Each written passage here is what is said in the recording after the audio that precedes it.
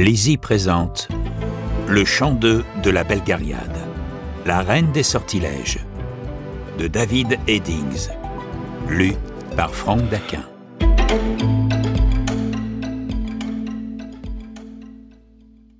Pour Hélène, qui m'a donné ce que j'ai de plus cher au monde, et pour Mike, qui m'a appris à jouer.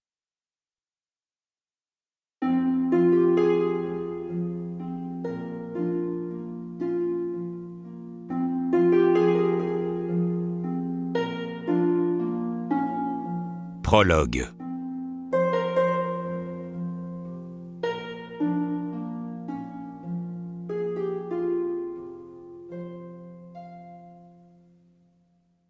Où est relaté le combat des royaumes du Ponant contre la plus barbare des invasions et l'infamie de Kal Torak. D'après la bataille de Vaux-Mimbre. Dans le matin du monde, Torak, le dieu pervers, s'empara de l'orbe d'Aldur, avec laquelle il s'enfuit, car il était assoiffé de pouvoir. L'orbe refusa de se soumettre à sa volonté, et son feu le marqua à jamais d'une terrible brûlure. Pourtant, l'orbe lui était trop précieuse pour qu'il se résolût à la restituer. Alors le sorcier Belgarath, disciple du dieu Aldur, mena le roi des Aloriens et ses 3 fils dans une quête qui les conduisit jusqu'à la tour de fer de Torak, où ils recouvrèrent l'orbe.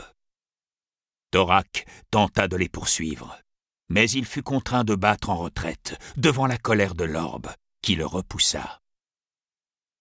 Belgarath plaça Shérek et ses fils sur les trônes de 4 grands royaumes, afin qu'ils montent éternellement la garde contre Torak. Il investit Riva de la mission de veiller sur l'orbe, et lui révéla qu'aussi longtemps que celle-ci serait détenue par l'un de ses descendants, le Ponant serait en sûreté. Les siècles succédèrent aux siècles, sans que Torak se manifeste, jusqu'au printemps de l'an 4865. Alors les Nadraks, les Thules et les Murgos déferlèrent par vagues gigantesques sur la Drasnie. Au centre de cette marée humaine se dressait l'immense pavillon de fer de celui auquel on avait donné le nom de Kal Torak, qui voulait dire Dieu et roi. Les villes et les villages devaient être rasés et brûlés, car le but de Kal Torak n'était pas la conquête, mais la destruction. Ceux qui réchappaient au massacre étaient livrés aux prêtres Grolim avec leurs masques d'acier pour être sacrifiés selon les rites innommables des Angarak. Seuls survécurent ceux qui cherchèrent refuge en Algarie, où furent recueillis à l'embouchure de l'Aldur par les vaisseaux de guerre cheuresques. Se tournant vers le sud, les hordes s'abattirent ensuite sur l'Algarie. Mais elles n'y trouvèrent pas de ville. Les Algarois étaient des nomades, de farouches cavaliers qui ne se replièrent devant les Angarak que pour revenir à la charge par surprise, leur infligeant des pertes cruelles. Les rois d'Algarie avaient instauré leur trône à la forteresse, une montagne de pierres érigées de main d'homme aux murailles épaisses de 30 pieds, contre lesquelles les Angarak se heurtèrent en vain avant de se décider à assiéger la citadelle.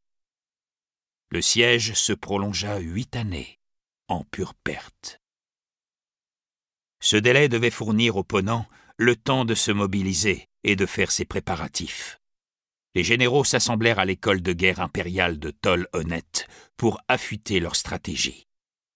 Tout sentiment de rivalité nationale banni, Brand, le gardien de Riva, fut désigné pour assumer le commandement plein et entier des opérations. Il arriva accompagné de 2 étranges conseillers. Un homme d'âge vénérable, mais encore très vert, qui revendiquait la connaissance des royaumes Angarak même, et une femme d'une beauté stupéfiante, à l'allure altière, dont le front s'ornait d'une mèche d'argent. Brand leur accorda toute son attention et la plus grande déférence.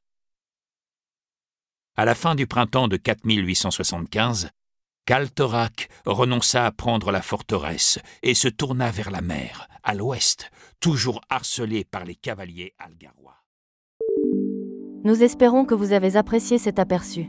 Pour continuer à écouter ce livre audio sur Google Play Livres, utilisez le lien dans la description de la vidéo.